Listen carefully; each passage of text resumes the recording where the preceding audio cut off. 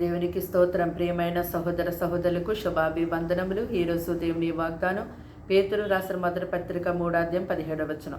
దేవుని చిత్తం అలాగున్న ఎడల కీడు చేసి శ్రమ పడుట కంటే మేలు చేసి శ్రమ పడుటయే బహు మంచిది.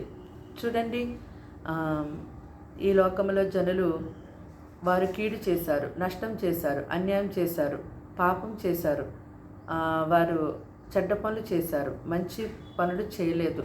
కాబట్టి వారు శ్రమల పాలయ్యారు, కష్టాల పాలయ్యారు అనేవారిగా ఉంటారు.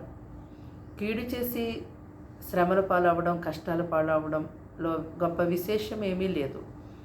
ప్రభువైన యేసుక్రీస్తు వారిని చూసినట్టయితే ప్రధాన యాజకులు, అధికారులు, జనులు ఆయన మీద ఎన్నో నేరములు మోపారు. అయితే పిలాతు అన్నాడు కదా, అతనిలో నాకు ఏ నేరం కూడా కనిపించటం లేదన్నాడు. అలాగే హేరోదు కూడా ప్రభువులో నాకు ఏ నేరం కనిపించట్లేదన్నాడు.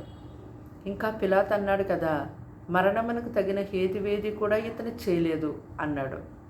చూడండి, అక్కడున్నటువంటి వారందరూ మాత్రము యేసు ప్రభువాన్ని సిలువ వేయాలని గట్టిగా కేకలు వేశారు.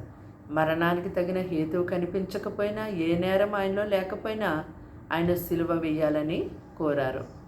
అయితే యేసు ప్రభువారు ఈ లోకంకి ప్రజలకి మేలు చేయటం కొరకు ఆయన సిలువ శ్రమ పొందారు. ఇది దేవుని యొక్క దృష్టికి ఎంతో మంచిది. ప్రార్థన.